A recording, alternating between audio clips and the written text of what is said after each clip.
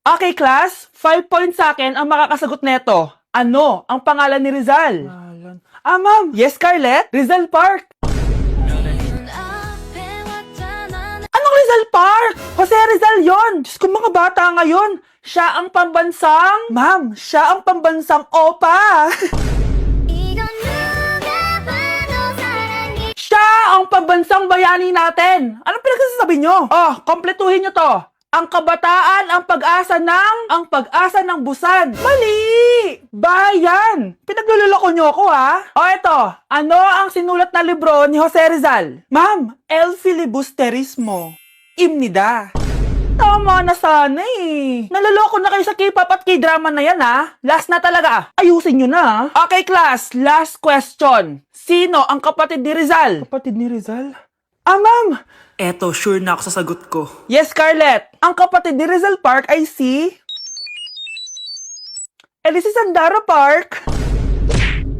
Nandito ako sa Japan at kakain tayo kasi di ako makatulog, guys. Time check 1 AM na. Imbis na natutulog, kakain tayo. Buti na lang talaga sobrang lapit lang ng Family Mart sa hotel namin. Ito yung hotel namin, tapos ito lang yung Family Mart. 'Di ba sobrang lapit? Sobrang daming pwedeng bilhin, oh. Daming onigiri, oh. Kuha tayo neto. Mukhang masarap tong chicken and vegetables. Hindi naman ako sobrang gutom. May mga gusto lang ako itry. Kuha tayo netong favorite kong drink. Try naman natin tong blueberry na flavor. Tapos ganito din yung Yakult nila dito. Actually, pampatulog pala to. Akala ko Yakult talaga siya. Ito muna bibilin ko dito. Hanap tayo ng 7-Eleven. Ito guys, may nahanap ako 7-Eleven. Parang masarap to, oh. Mukha siya lasagna. Tikman natin. Dito na lang natin siya kainin sa labas. Parang fantasy din kumain dito sa kalsada nila. Sobrang safe dito sa Japan, promise. Unahin na natin tong sushi. Alam nyo ba, kahit maglakad kayo mag-isa dito, sobrang safe, promise. Walang mga haras sa inyo. Walang kriminal, ganyan. Kaya ang sarap maglakad sa labas kasi alam mong safe ka, di ba? Tapos, sobrang babait pa ng mga Japanese. Swear. Pero sabi naman ng ibang Japanese, parang mas lang nila yon, pero ang totoo, ginajudge ka nila. Pero at least 'di ba, mabait sila. Di kagaya na pumunta ako ng Hong Kong, sobrang sungit ng mga tao, sisigawan ka pa. Kapag may hinahanap ka, talagang tutulungan ka nila. Tapos palagi silang nakasmile. Kaya promise, Japan talaga yung favorite country ko. Last bite. Okay, next natin tong parang lasagna. Guys, sobrang bango. Sobrang sarap ng itsura niya. Tikman na natin. Ang sarap! Ito din yung gusto ko sa Japan. Sobrang sarap ng mga pagkain nila. Like, promise. Wala pa kami natitikman dito sa Japan na hindi masarap. Kaya every time na pupunta talaga kami dito, promise na yon, natataba kami. Pero okay lang, Japan to eh. Alam nyo, minsan, naisip ko na dito na lang kaya kami tumira. Pero ang naririnig ko sa ibang foreigners na nakatira dito, masaya lang daw dito as a tourist. Pero kung dito ka natitira at mag-work, nakaka-depress daw, ganyan, nakakalungkot. Kasi sabi nila toxic daw yung work environment dito. Pero ako, kung titira ako dito, gusto ko forever tourist ako. Inumin natin tong Yakult na nakakaantok. Last bite! Pabalik na ako ng hotel, guys, and inumin na natin to favorite nating drink. Medyo malansa siya, tas maasim. So, yun lang, guys. Bye! Ayoko talaga sa kanya. Bes, ayan siya, oh, yung pet peeve mo. Hi! Panira ng araw. Okay, class, break time muna tayo. Hala, naiwan kayo ba ang pagkain? Scarlett, to, may sobra pa ako. Baka gutom ka na. Talaga? Bibigyan mo ko? Oo, ano ka ba? Gusto ko maging close tayo. Parang bumabait tong pet peeve ko, ah. Hala, may quiz pala tayo. Bes, sabay tayo mag-review mamaya, ha? Naku, sorry, Bes. Kakain kasi kami ng jowa ko mamaya. Di mo ba kaya mag-isa? Ano ba yan? Ako na lang, sabay tayo mag-review. Tsaka, may reviewer din ako dito, oh. Ayan na naman siya. Sure ka? Ako talaga gusto mo kasabay mag-review? Oo naman. Ba't naman hindi? Idol nga kita kasi ang talino mo, eh. Sige na nga. Okay, class. Para sa activity natin today, pili kayo ng partner nyo. Best, partner tayo, ah. Sorry na, best. Partner na kasi kami ng baby loves ko, eh. Partner na kami ng baby loves ko, eh. Tayo na lang yung partner, Scarlett. Ikaw na naman. Buti ka pa. Gusto mo ako makapartner. Ayan, perfect. Partner kayo ng pet peeve mo. Ha? Best, pet peeve mo pala ako? After mo siraan sa amin yan, BFF na kayo ngayon? Samantha!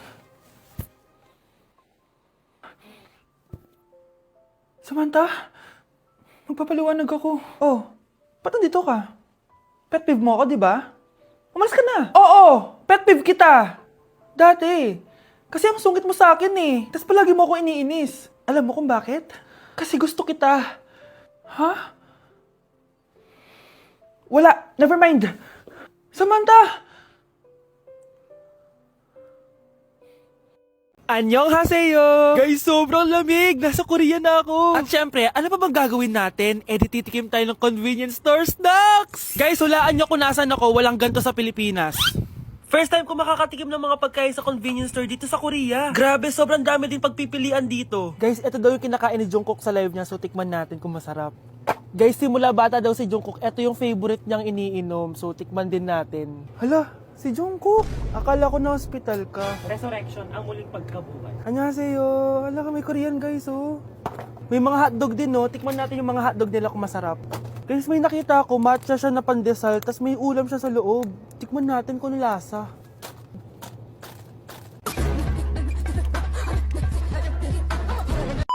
Charan! Tikman na natin sila, guys. Unahin na natin to favorite snack ni Jungkook.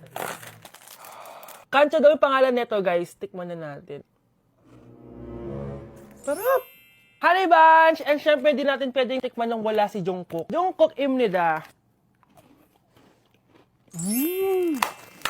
Gets ko na kung bakit favorite ni Jungkook. Ang sarap na, guys! May kinuha si Honey Bunch kanina, pero parang ang sarap, oh. So, tikman din natin. Ito yung tsura niya. Parang sarap.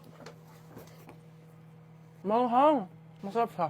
7.5 out of 10. May mas masarap pa sa iba. So, inom muna tayo. Tikman natin to favorite drink ni Jungkook.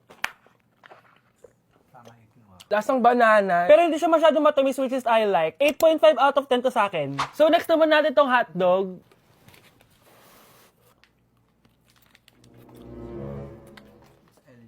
Ano yung lasa? Hindi ko siya gusto, guys. Weird na lasa niya. 3 out of 10 lang to sa akin. Hindi ko siya masyadong gusto. Next natin tong dried pusit. So, ganito yung itsura niya, guys. Matigas siya. Ang tigas. Baka niluluto pa to.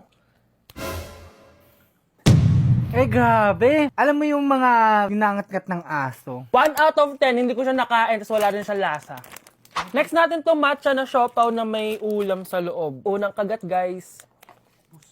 Akala ko sobrang dami laman, di siya katulad ng picture, oh. Pero masarap siya. Alam ko yung kalasa niya, yung bola-bola, ganun. I'll give it 8 out of 10, kasi masarap naman siya. Second to the last natin, itong curry crispy roll. Curry? May curry nga talaga siya. Ganito yung tsura niya, guys.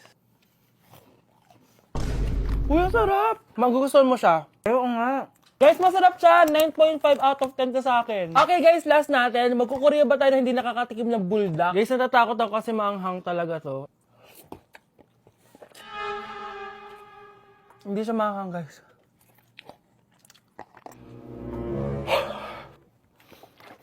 Bibigyan ko to ng 8 out of 10. Masarap naman siya kasi sobrang anghang niya. So, yun lang naman, guys. Kung gusto nyo ng part 2, mag-comment lang kayo dyan at gagawin natin yan. So, bye-bye! This year, ang Christmas decor namin dapat aesthetic, mala Pinterest score. Minimalist but magical. Nay, ganito yung gusto kong Christmas decor. Need na lang natin ng ribbons, garlands, glitters, and maybe a glue gun. Tingnan mo, may ilaw pa sa bintana mo. Anong gusto mo, mag-parol show? Nay, trust the vision. Sige, basta, huwag kang gagastos ng bongga, ha? Wow, ang ganda nito. Grabe, ang dami ng tao. Christmas season na nga talaga. Okay, good. Secured. Ayan, all added to basket na. Ayan, secured na talaga.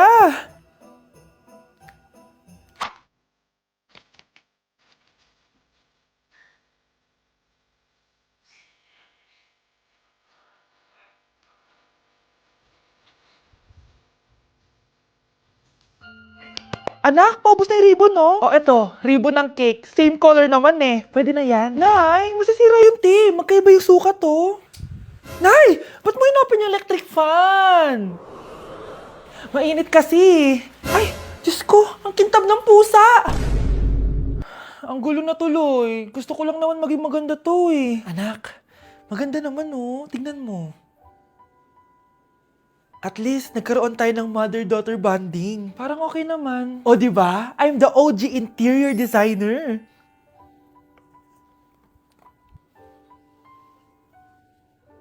Hindi siya nagmukhang pang Pinterest dahil mas maganda yung ginawa namin. Eto, Nay, para sa'yo. Oh, ano to, anak? Nakita ko kasi yan sa National Bookstore. Tapos naalala ko, di ba gusto mo ng planner na galing sa mga coffee shop? Kaya binili ko na yan. Baka maging acidic pa tayo kakakape natin. Makuha lang yung planner na gusto mo. Tsaka binilhan din pala kita ng pouch. Lagayan mo na kung ano-ano, Nay. Oh. Aw, thank you, anak. Welcome, Nay. Good morning, class. Bakit ang dami nakadikit sa wall? May ballpen, may walis. Ma'am, uso kasi to. Ididikit mo yung mga bagay gamit yung wall friction. Parang ganito. O, di ba, ma'am? Ano? Wall friction? Hoy! Baka mahulog ka dyan! Sus, kung mga bata to. Kung ano-ano kasi nakikita niyo sa TikTok na yan eh. Try ko naman tong calculator. Ang saya! Tingnan niyo, dami ng gasgas ng wall, oh. Tanggalin niyo na yan. Kung hindi, i-absent ko kayong lahat. Guys! Si ma'am naman na idikit natin sa pader. Hoy! Mangulong niya kayo! Ma'am, huwag kang matakot, ma'am. A few moments later. Hoy! Ibaba niyo ako dito! Guys, dismiss na daw tayo, sabi ni ma'am. Uwian na! Hoy! Isusumbong ko kayo sa principal!